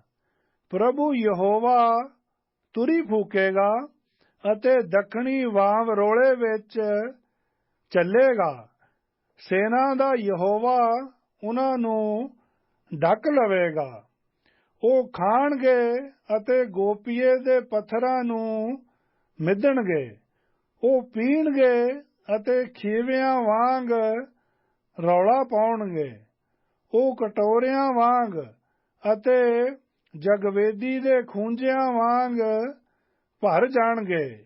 ਉਸ ਦਿਨ ਯਹੋਵਾ ਉਹਨਾਂ ਦਾ ਪਰਮੇਸ਼ਵਰ ਉਹਨਾਂ ਨੂੰ ਬਚਾਵੇਗਾ, ਆਪਣੀ ਪਰਜਾ ਦੇ ਇੱਜੜ ਵਾਂਗ। ਉਹ ਮੁਕਟ ਦੇ ਜਵਾਹਰ ਵਾਂਗ ਹੋਣਗੇ। ਉਹ ਉਸ ਦੀ ਭੂਮੀ ਉੱਤੇ ਚਮਕਣਗੇ, ਕਿਉਂ ਜੋ ਉਸ ਦੀ ਭਲਾਈ ਕਿੰਨੀ ਹੀ ਵੱਡੀ ਹੈ, ਉਸ ਦੀ ਸੁੰਦਰਤਾ ਵੀ ਕਿੰਨੀ ਵੱਡੀ ਹੈ। ਅੰਨ ਜਵਾਨਾਂ ਨੂੰ ਨਵੀਂ ਮੈ, ਕੁਆਰੀਆਂ ਨੂੰ ਮੋਟਾ ਤਾਜ਼ਾ ਕਰੇਗੀ। ਜ਼ਕਰੀਆ ਬਾਪ 10। ਯਹੂਦਾ ਅਤੇ ਇਜ਼ਰਾਇਲ ਦੀ ਫਤਹ। ਯਹੋਵਾ ਤੋਂ ਮੀਂਹ ਮੰਗੋ, ਬਹਾਰ ਦੀ ਰੁੱਤ ਦਾ ਮੀਂਹ। ਯਹੋਵਾ ਬਿਜਲੀ ਚਮਕਾਉਂਦਾ ਹੈ। ਉਹ ਉਹਨਾਂ ਨੂੰ ਵਾਛੜ ਵਾਲਾ ਮੀਂਹ ਅਤੇ ਹਰੇਕ ਨੂੰ ਖੇਤ ਵਿੱਚ ਸਾਗ ਪੱਤ ਦੇਵੇਗਾ। ਤਰਾਫੀਮ ਤਾਂ ਫੋਕੀਆਂ ਗੱਲਾਂ ਕਰਦੇ ਹਨ, ਪੁੱਛ ਦੇਣ ਵਾਲੇ ਝੂਠ ਵੇਖਦੇ ਹਨ। ਸੁਪਨੇ ਵਾਲੇ ਵਿਅਰਥ ਗੱਲਾਂ ਕਰਦੇ ਹਨ ਅਤੇ ਖਾਲੀ ਤਸੱਲੀ ਦਿੰਦੇ ਹਨ। ਇਸ ਲਈ ਉਹ ਭੇਡਾਂ ਵਾਂਗ ਭਟਕਦੇ ਫਿਰਦੇ ਹਨ। ਉਹ ਦੁੱਖ ਪਾਉਂਦੇ ਹਨ, ਕਿਉਂ ਜੋ ਅਯਾਲੀ ਕੋਈ ਨਹੀਂ ਹੈ। ਅਯਾਲੀਆਂ ਉੱਤੇ ਮੇਰਾ ਕ੍ਰੋਧ ਭੜਕਿਆ ਹੈ। ਮੈਂ ਆਗੂਆਂ ਨੂੰ ਸਜ਼ਾ ਦੇਵਾਂਗਾ, ਕਿਉਂ ਜੋ ਸੈਨਾ ਦੇ ਯਹੋਵਾ ਨੇ ਆਪਣੇ ਇੱਜੜ ਵੱਲ ਅਰਥਾਤ ਯਹੂਦਾ ਦੇ ਘਰਾਨੇ ਵੱਲ ਧਿਆਨ ਕੀਤਾ ਹੈ। ਉਹ ਉਹਨਾਂ ਨੂੰ ਆਪਣੇ ਸੋਹਣੇ ਜੰਗੀ ਘੋੜੇ ਵਾਂਗ ਬਣਾਵੇਗਾ। ਉਹਨਾਂ ਵਿੱਚੋਂ ਖੂੰਜੇ ਦਾ ਪੱਥਰ, ਉਹਨਾਂ ਵਿੱਚੋਂ ਹੀ ਕੀਲੇ, ਉਹਨਾਂ ਵਿੱਚੋਂ ਜੰਗੀ ਧਨੁੱਖ, ਉਹਨਾਂ ਵਿੱਚੋਂ ਹੀ ਸਾਰੇ ਹਾਕਮ ਨਿਕਲਣਗੇ। ਉਹ ਸੂਰ ਬੀਰਾਂ ਵਾਂਗ ਹੋਣਗੇ। ਉਹ ਲੜਾਈ ਵਿੱਚ ਆਪਣੇ ਵੈਰੀਆਂ ਨੂੰ ਗਲੀਆਂ ਦੇ ਚਿੱਕੜ ਵਿੱਚ ਮਿਧਣਗੇ। ਉਹ ਲੜਨਗੇ, ਕਿਉਂ ਜੋ ਯਹੋਵਾ ਉਹਨਾਂ ਦੇ ਸੰਗ ਹੋਵੇਗਾ। ਉਹ ਘੋੜ ਸਵਾਰਾਂ ਨੂੰ ਲੱਜਿਆਵਾਨ ਕਰਨਗੇ। ਮੈਂ ਯਹੂਦਾ ਦੇ ਘਰਾਨੇ ਨੂੰ ਬਲਵੰਤ ਬਣਾਵਾਂਗਾ। ਮੈਂ ਯੂਸੁਫ ਦੇ ਘਰਾਨੇ ਨੂੰ ਬਚਾਵਾਂਗਾ। ਮੈਂ ਉਹਨਾਂ ਨੂੰ ਮੋੜ ਲਿਆਵਾਂਗਾ। ਮੈਂ ਉਹਨਾਂ ਉੱਤੇ ਰਹਿਮ ਜੋ ਕੀਤਾ ਹੈ।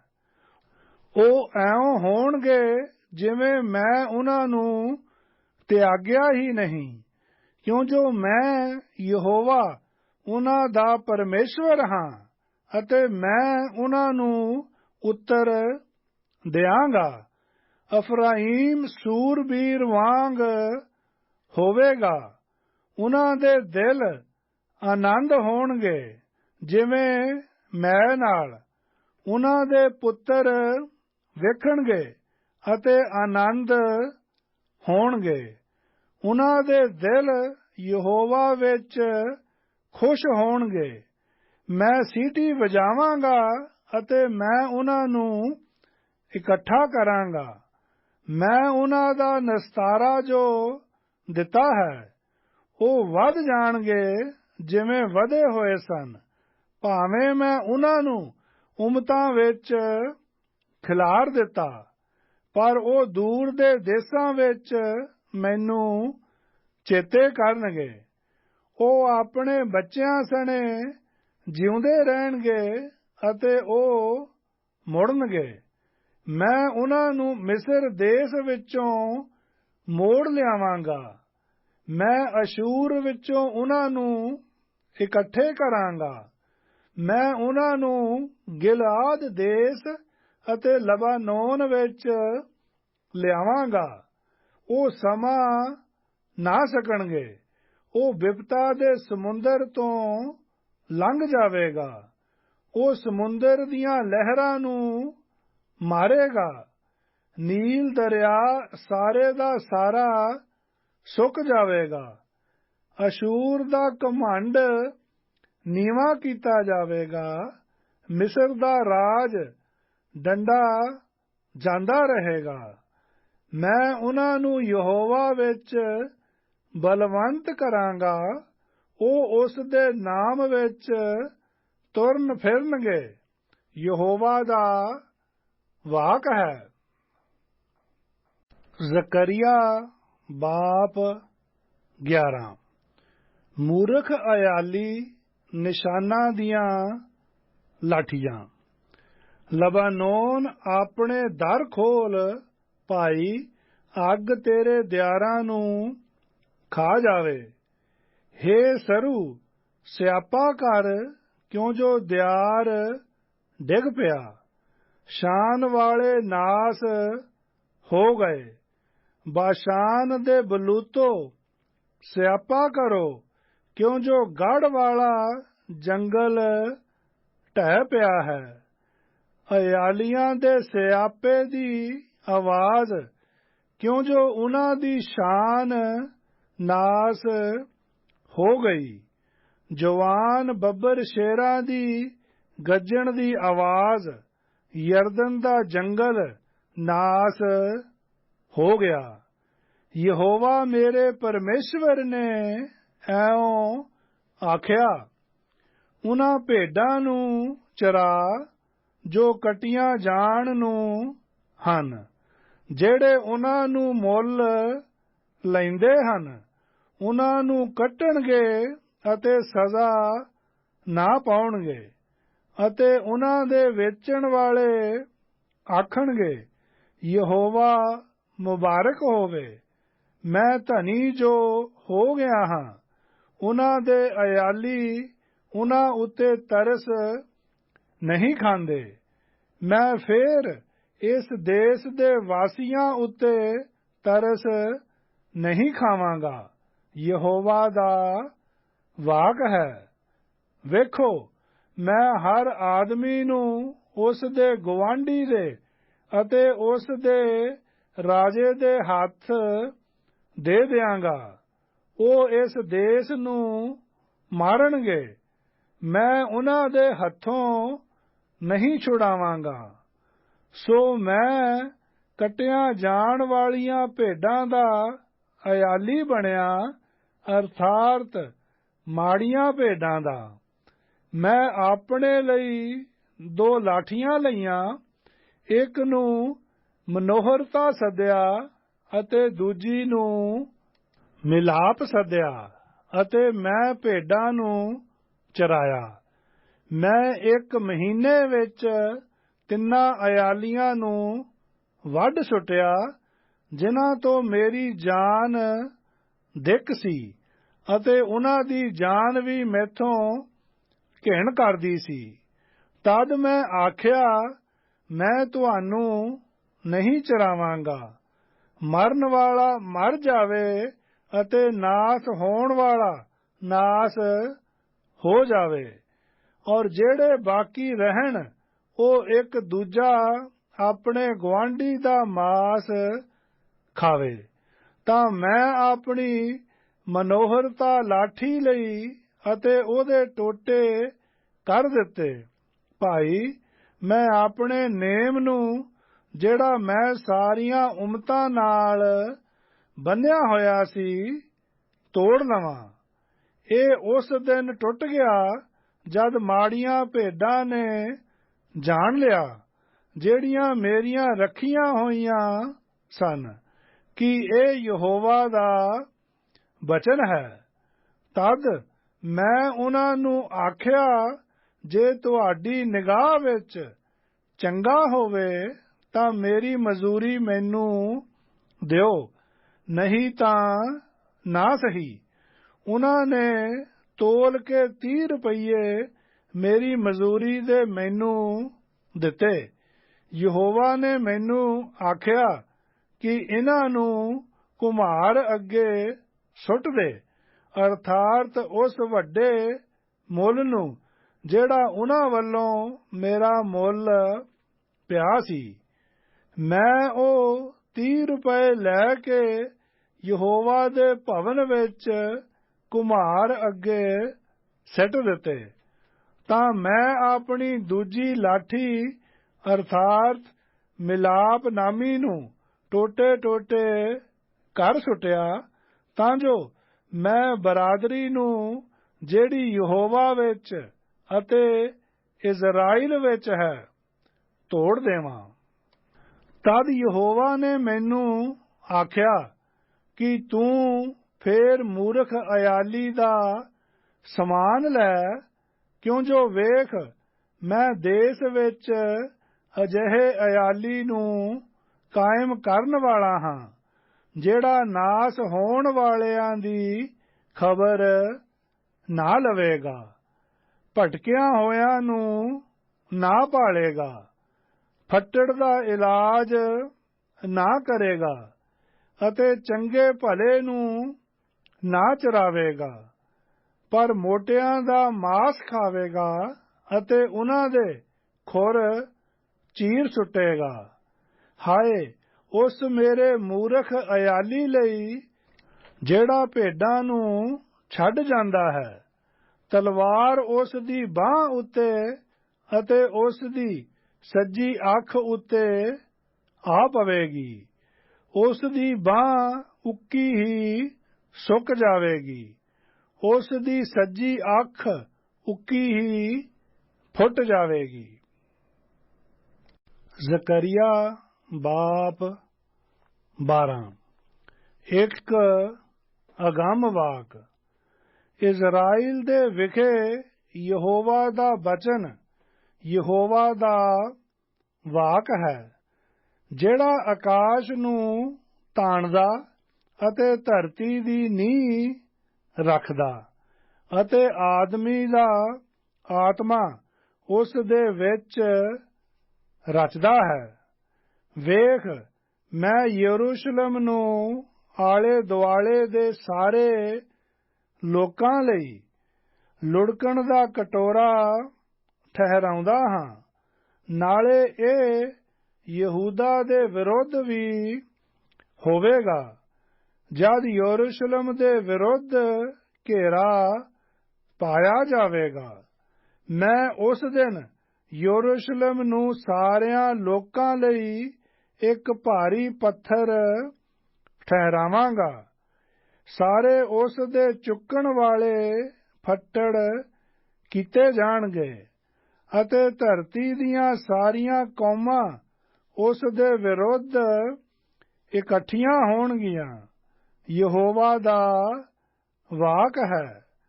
ਉਸ ਦਿਨ ਮੈਂ ਹਰੇਕ ਘੋੜੇ ਨੂੰ ਘਬਰਾਹਟ ਨਾਲ, ਉਸ ਦੇ ਸਵਾਰ ਨੂੰ ਸੁਦਾ ਨਾਲ ਮਾਰਾਂਗਾ ਅਤੇ ਯਹੂਦਾ ਦੇ ਘਰਾਨੇ ਉੱਤੇ ਮੈਂ ਆਪਣੀਆਂ ਅੱਖਾਂ ਖੁੱਲੀਆਂ ਰੱਖਾਂਗਾ ਅਤੇ ਉਮਤਾਂ ਦੇ ਸਾਰੇ ਘੋੜਿਆਂ ਨੂੰ ਅੰਨਾ ਕਰਕੇ ਮਾਰਾਂਗਾ।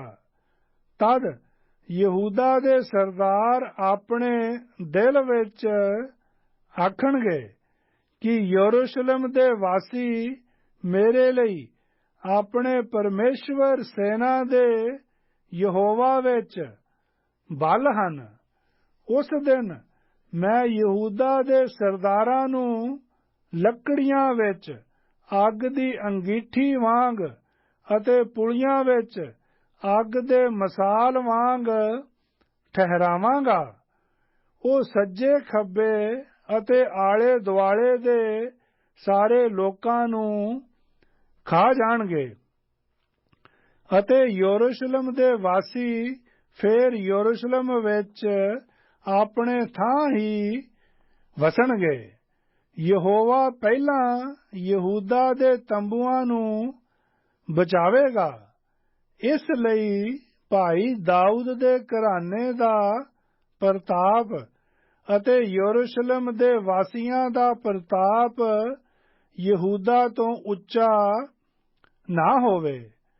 ਉਸ ਦਿਨ ਯਹੋਵਾ ਯਰੂਸ਼ਲਮ ਦੇ ਵਾਸੀਆਂ ਦੇ ਆਲੇ ਦੁਆਲੇ ਇੱਕ ਢਾਲ ਹੋਵੇਗਾ। ਉਸ ਦਿਨ ਉਹਨਾਂ ਵਿੱਚੋਂ ਮਾੜੇ ਤੋਂ ਮਾੜਾ ਦਾਊਦ ਵਰਗਾ ਹੋਵੇਗਾ ਅਤੇ ਦਾਊਦ ਦਾ ਘਰਾਣਾ ਪਰਮੇਸ਼ਵਰ ਵਰਗਾ ਅਤੇ ਯਹੋਵਾ ਦੇ ਦੂਤ ਵਰਗਾ ਜਿਹੜਾ ਉਹਨਾਂ ਦੇ ਅੱਗੇ ਸੀ। ਉਸ ਦਿਨ ਮੈਂ ਯਰੂਸ਼ਲਮ ਦੇ ਵਿਰੁੱਧ ਆਉਣ ਵਾਲੀਆਂ ਸਾਰੀਆਂ ਕੌਮਾਂ ਨੂੰ ਨਾਸ ਕਰਨ ਲਈ ਯਤਨ ਕਰਾਂਗਾ। ਮੈਂ ਦਾਊਦ ਦੇ ਘਰਾਣੇ ਉੱਤੇ ਅਤੇ ਯਰੂਸ਼ਲਮ ਦੇ ਵਾਸੀਆਂ ਉੱਤੇ ਕਿਰਪਾ ਅਤੇ ਬੇਨਤੀ ਦਾ ਆਤਮਾ ਵਹਾਵਾਂਗਾ ਅਤੇ ਉਹ ਮੇਰੀ ਵੱਲ ਜਿਸ ਨੂੰ ਉਹਨਾਂ ਨੇ ਵਿੰਨ੍ਹਿਆ ਸੀ ਤੱਕਣਗੇ ਅਤੇ ਉਸ ਦੇ ਲਈ ਸੋਗ ਕਰਨਗੇ। ਜਿਵੇਂ ਕੋਈ ਆਪਣੇ ਇਕਲੌਤੇ ਲਈ ਸੋਗ ਕਰਦਾ ਹੈ ਅਤੇ ਉਹ ਉਸ ਦੇ ਲਈ ਵਿਲਕਣਗੇ, ਜਿਵੇਂ ਕੋਈ ਆਪਣੇ ਪਲੋਠੇ ਲਈ ਵਿਲਕਦਾ ਹੈ। ਉਸ ਦਿਨ ਯਰੂਸ਼ਲਮ ਵਿੱਚ ਵੱਡਾ ਸੋਗ ਹੋਵੇਗਾ, ਹਦਦ ਰਮੋਨ ਦੇ ਸੋਗ ਵਰਗਾ ਜਿਹੜਾ ਮਗੀਦੋ ਦੀ ਦੂਨ ਵਿੱਚ ਹੋਇਆ ਸੀ। ਦੇਸ਼ ਸੋਗ ਕਰੇਗਾ, ਟੱਬਰਾਂ ਦੇ ਟੱਬਰ ਅੱਡੋ ਅੱਡ, ਦਾਊਦ ਦੇ ਘਰਾਣੇ ਦਾ ਟੱਬਰ ਅੱਡ ਅਤੇ ਉਹਨਾਂ ਦੀਆਂ ਪਤਨੀਆਂ ਅੱਡ ਅਤੇ ਨਾਥਾਨ ਦੇ ਘਰਾਣੇ ਦਾ ਟੱਬਰ ਅੱਡ ਅਤੇ ਉਹਨਾਂ ਦੀਆਂ ਪਤਨੀਆਂ ਅੱਡ, ਲੇਵੀ ਦੇ ਘਰਾਣੇ ਦਾ ਟੱਬਰ ਅੱਡ ਅਤੇ ਉਹਨਾਂ ਦੀਆਂ ਪਤਨੀਆਂ ਅੱਡ, ਸ਼ਮਾਈ ਦਾ ਟੱਬਰ ਅੱਡ ਅਤੇ ਉਹਨਾਂ ਦੀਆਂ ਪਤਨੀਆਂ ਅੱਡ, ਸਾਰੇ ਬਾਕੀ ਟੱਬਰਾਂ ਦੇ ਟੱਬਰ ਅੱਡੋ ਅੱਡ ਅਤੇ ਉਹਨਾਂ ਦੀਆਂ ਪਤਨੀਆਂ ਅੱਡ। ਜ਼ਕਰੀਆ ਬਾਪ 13। ਯਰੂਸ਼ਲਮ ਦੀ ਸਫਾਈ। ਉਸ ਦਿਨ ਇੱਕ ਸੂੰਬ ਦਾਊਦ ਦੇ ਘਰਾਣੇ ਅਤੇ ਯਰੂਸ਼ਲਮ ਦੇ ਵਾਸੀਆਂ ਲਈ ਪਾਪ ਦੇ ਕਾਰਨ ਅਤੇ ਅਸ਼ੁੱਧਤਾਈ ਦੇ ਕਾਰਨ ਖੋਲ੍ਹਿਆ ਜਾਵੇਗਾ। ਉਸ ਦਿਨ ਐਂ ਹੋਵੇਗਾ, ਸੈਨਾ ਦੇ ਯਹੋਵਾ ਦਾ ਵਾਕ ਹੈ, ਮੈਂ ਦੇਸ਼ ਵਿੱਚੋਂ ਬੁੱਤਾਂ ਦਾ ਨਾਉ ਕੱਟ ਦਿਆਂਗਾ, ਉਹ ਫੇਰ ਚੇਤੇ ਨਾ ਕੀਤੇ ਜਾਣਗੇ। ਨਾਲੇ ਨਬੀਆਂ ਨੂੰ ਅਤੇ ਪਲੀਤ ਆਤਮਾ ਨੂੰ ਉਸ ਦੇਸ਼ ਤੋਂ ਕੱਢ ਦਿਆਂਗਾ। ਤਾਂ ਐਂ ਹੋਵੇਗਾ ਕਿ ਜਦ ਕੋਈ ਮਨੁੱਖ ਅਗੰਮ ਵਾਚੇਗਾ ਤਾਂ ਉਸ ਦੇ ਮਾਪੇ ਜਿਨ੍ਹਾਂ ਤੋਂ ਉਹ ਜੰਮਿਆ ਸੀ ਉਹਨੂੰ ਆਖਣਗੇ ਕਿ ਤੂੰ ਜਿਉਂਦਾ ਨਾ ਰਹੇਂਗਾ, ਕਿਉਂ ਜੋ ਤੂੰ ਯਹੋਵਾ ਦਾ ਨਾਮ ਲੈ ਕੇ ਝੂਠ ਬੋਲਦਾ ਹੈ। ਤਾਂ ਉਸ ਦੇ ਮਾਪੇ ਜਿਨ੍ਹਾਂ ਤੋਂ ਉਹ ਜੰਮਿਆ ਸੀ, ਜਦ ਉਹ ਅਗੰਮ ਵਾਚੇਗਾ ਉਹਨੂੰ ਵਿੰਨ ਸੁੱਟਣਗੇ। ਅਤੇ ਉਸ ਦਿਨ ਐਂ ਹੋਵੇਗਾ ਕਿ ਹਰੇਕ ਨਬੀ ਜਦ ਉਹ ਅਗੰਮ ਵਾਚੇਗਾ ਆਪਣੇ ਦਰਸ਼ਨ ਤੋਂ ਸ਼ਰਮਿੰਦਾ ਹੋਵੇਗਾ ਅਤੇ ਉਹ ਧੋਖਾ ਦੇਣ ਲਈ ਉੱਨ ਦਾ ਚੋਲਾ ਨਾ ਪਾਉਣਗੇ, ਸਗੋਂ ਉਹ ਆਖੇਗਾ ਮੈਂ ਨਬੀ ਨਹੀਂ ਹਾਂ, ਮੈਂ ਤਾਂ ਜ਼ਮੀਨ ਦੇ ਵਾਹਣ ਵਾਲਾ ਹਾਂ, ਕਿਉਂ ਜੋ ਜਵਾਨੀ ਤੋਂ ਜ਼ਮੀਨ ਮੇਰੇ ਕਬਜ਼ੇ ਵਿੱਚ ਰਹੀ ਹੈ। ਜੇ ਕੋਈ ਉਹਨੂੰ ਆਖੇਗਾ ਕਿ ਤੇਰੇ ਹੱਥਾਂ ਦੇ ਵਿੱਚ ਇਹ ਜ਼ਖਮ ਕੀ ਹਨ, ਤਾਂ ਉਹ ਆਖੇਗਾ ਕਿ ਇਹ ਉਹ ਹੀ ਹਨ ਜਿਨ੍ਹਾਂ ਨਾਲ ਮੈਂ ਆਪਣੇ ਸੱਜਣਾ ਦੇ ਘਰ ਵਿੱਚ ਜ਼ਖਮੀ ਕੀਤਾ ਗਿਆ। ਹੇ ਤਲਵਾਰ, ਮੇਰੇ ਅਯਾਲੀ ਦੇ ਵਿਰੁੱਧ ਜਾਗ, ਉਸ ਮਰਦ ਦੇ ਵਿਰੁੱਧ ਜਿਹੜਾ ਮੇਰਾ ਸਾਥੀ ਹੈ। ਸੈਨਾ ਦੇ ਯਹੋਵਾ ਦਾ ਵਾਕ ਹੈ। ਅਯਾਲੀ ਨੂੰ ਮਾਰ ਭਾਈ, ਭੇਡਾਂ ਖਿੱਲਰ ਜਾਣ। ਮੈਂ ਛੋਟਿਆਂ ਦੇ ਵਿਰੁੱਧ ਆਪਣਾ ਹੱਥ ਹਿਲਾਵਾਂਗਾ। ਐਉਂ ਹੋਵੇਗਾ, ਯਹੋਵਾ ਦਾ ਵਾਕ ਹੈ, ਕਿ ਉਸ ਸਾਰੇ ਦੇਸ਼ ਵਿੱਚ 2/3 ਵੱਢੇ ਜਾਣਗੇ ਅਤੇ ਨਾਸ ਹੋ ਜਾਣਗੇ। 1/3 ਉਸ ਵਿੱਚ ਬਚ ਰਹੇਗੀ। ਮੈਂ 1/3 ਨੂੰ ਅੱਗ ਵਿੱਚ ਪਾਵਾਂਗਾ। ਮੈਂ ਉਹਨੂੰ ਤਾਵਾਂਗਾ ਜਿਵੇਂ ਚਾਂਦੀ ਤਾਈ ਜਾਂਦੀ ਹੈ। ਮੈਂ ਉਹਨੂੰ ਪਰਖਾਂਗਾ ਜਿਵੇਂ ਸੋਨਾ ਪਰਖੀਦਾ ਹੈ। ਉਹ ਮੇਰਾ ਨਾਮ ਲੈ ਕੇ ਪੁਕਾਰਨਗੇ, ਮੈਂ ਉਹਨਾਂ ਨੂੰ ਉੱਤਰ ਦਿਆਂਗਾ। ਮੈਂ ਆਖਾਂਗਾ, ਇਹ ਮੇਰੀ ਪਰਜਾ ਹੈ। ਉਹ ਆਖਣਗੇ, ਯਹੋਵਾ ਮੇਰਾ ਪਰਮੇਸ਼ਵਰ ਹੈ। ਜ਼ਕਰੀਆ ਬਾਬ 14। ਸਾਰੇ ਜਗਤ ਉੱਤੇ ਯਹੋਵਾ ਦਾ ਰਾਜ। ਵੇਖ, ਯਹੋਵਾ ਦਾ ਦਿਨ ਆਉਂਦਾ ਹੈ ਕਿ ਤੇਰੀ ਲੁੱਟ ਤੇਰੇ ਅੰਦਰ ਵੰਡੀ ਜਾਵੇਗੀ। ਮੈਂ ਸਾਰੀਆਂ ਕੌਮਾਂ ਨੂੰ ਇਕੱਠਾ ਕਰਾਂਗਾ, ਭਾਈ ਯਰੂਸ਼ਲਮ ਨਾਲ ਲੜਾਈ ਕਰਨ, ਅਤੇ ਸ਼ਹਿਰ ਲੈ ਲਿਆ ਜਾਵੇਗਾ। ਘਰ ਲੁੱਟੇ ਜਾਣਗੇ, ਤੀਵੀਆਂ ਦੀ ਬੇਪਤੀ ਹੋਵੇਗੀ। ਅੱਧਾ ਸ਼ਹਿਰ ਅਸੀਰੀ ਵਿੱਚ ਜਾਵੇਗਾ, ਪਰ ਬਾਕੀ ਲੋਕ ਸ਼ਹਿਰ ਤੋਂ ਕੱਟੇ ਨਾ ਜਾਣਗੇ। ਤਾਂ ਯਹੋਵਾ ਨਿਕਲੇਗਾ ਅਤੇ ਉਹਨਾਂ ਕੌਮਾਂ ਨਾਲ ਯੁੱਧ ਕਰੇਗਾ, ਜਿਵੇਂ ਯੁੱਧ ਦੇ ਦਿਨ ਲੜਦਾ ਸੀ। ਉਸ ਦਿਨ ਉਸ ਦੇ ਪੈਰ ਜੈਤੂਨ ਦੇ ਪਹਾੜ ਉੱਤੇ ਖੜੇ ਹੋਣਗੇ, ਜਿਹੜਾ ਯਰੂਸ਼ਲਮ ਦੇ ਅੱਗੇ ਪੂਰਬ ਵੱਲ ਹੈ, ਅਤੇ ਜੈਤੂਨ ਦਾ ਪਹਾੜ ਚੜ੍ਹਦੇ ਤੋਂ ਲੈਂਦੇ ਤੀਕ ਵਿੱਚੋਂ ਪਾਟ ਜਾਵੇਗਾ, ਅਤੇ ਇੱਕ ਬਹੁਤ ਵੱਡੀ ਦੂਣ ਹੋ ਜਾਵੇਗੀ। ਅੱਧਾ ਪਹਾੜ ਉੱਤਰ ਨੂੰ ਅਤੇ ਅੱਧਾ ਦੱਖਣ ਨੂੰ ਸਰਕ ਜਾਵੇਗਾ। ਤੁਸੀਂ ਮੇਰੇ ਪਹਾੜ ਦੀ ਦੂਣ ਦੇ ਵਿੱਚ ਦੀ ਨੱਠੋਗੇ, ਕਿਉਂ ਜੋ ਪਹਾੜ ਦੀ ਦੂਣ ਆਸਲ ਤੀਕ ਹੋਵੇਗੀ। ਤੁਸੀਂ ਨੱਠੋਗੇ ਜਿਵੇਂ ਯਹੂਦਾ ਦੇ ਪਾਤਸ਼ਾਹ ਉਜ਼ੀਆ ਦੇ ਦਿਨਾਂ ਵਿੱਚ ਭੁਚਾਲ ਦੇ ਅੱਗੇ ਨੱਠਦੇ ਸੋ। ਤਦ ਯਹੋਵਾ ਮੇਰਾ ਪਰਮੇਸ਼ਵਰ ਆਵੇਗਾ ਅਤੇ ਸਾਰੇ ਸੰਤ ਜਨ ਤੇਰੇ ਨਾਲ। ਐਉਂ ਹੋਵੇਗਾ ਕਿ ਉਸ ਦਿਨ ਚਾਨਣ ਨਾ ਹੋਵੇਗਾ। ਆਕਾਸ਼ ਦੇ ਤਾਰੇ ਧੀਮੇ ਪੈ ਜਾਣਗੇ, ਪਰ ਇੱਕ ਦਿਨ ਹੋਵੇਗਾ ਜਿਹਨੂੰ ਯਹੋਵਾ ਹੀ ਜਾਣਦਾ ਹੈ। ਨਾ ਦਿਨ ਹੋਵੇਗਾ ਨਾ ਰਾਤ, ਪਰ ਸ਼ਾਮਾਂ ਦੇ ਵੇਲੇ ਚਾਨਣਾ ਹੋਵੇਗਾ। ਉਸ ਦਿਨ ਐਉਂ ਹੋਵੇਗਾ ਕਿ ਯਰੂਸ਼ਲਮ ਤੋਂ ਅੰਮ੍ਰਿਤ ਜਲ ਨਿਕਲੇਗਾ, ਜਿਸ ਦਾ ਅੱਧ ਚੜ੍ਹਦੇ ਪਾਸੇ ਦੇ ਸਮੁੰਦਰ ਵਿੱਚ ਅਤੇ ਉਸ ਦਾ ਅੱਧ ਲਹਿੰਦੇ ਪਾਸੇ ਦੇ ਸਮੁੰਦਰ ਵਿੱਚ। ਇਹ ਗਰਮੀ ਅਤੇ ਸਰਦੀ ਵਿੱਚ ਰਹੇਗਾ। ਸਾਰੀ ਧਰਤੀ ਉੱਤੇ ਯਹੋਵਾ ਹੀ ਪਾਤਸ਼ਾਹ ਹੋਵੇਗਾ। ਉਸ ਦਿਨ ਯਹੋਵਾ ਇੱਕੋ ਹੀ ਹੋਵੇਗਾ, ਅਤੇ ਉਸ ਦਾ ਨਾਮ ਵੀ ਇੱਕ ਹੀ ਹੋਵੇਗਾ। ਗਵਾਹ ਤੋਂ ਰਿਮੋਨ ਤੀਕ ਸਾਰੀ ਧਰਤੀ ਯਰੂਸ਼ਲਮ ਦੇ ਦੱਖਣ ਵੱਲ ਅਰਾਬਾਹ ਵਾਂਗ ਹੋ ਜਾਵੇਗੀ, ਪਰ ਉਹ ਉੱਚਾ ਕੀਤਾ ਜਾਵੇਗਾ ਅਤੇ ਆਪਣੇ ਅਸਥਾਨ ਉੱਤੇ ਵਸੇਗਾ।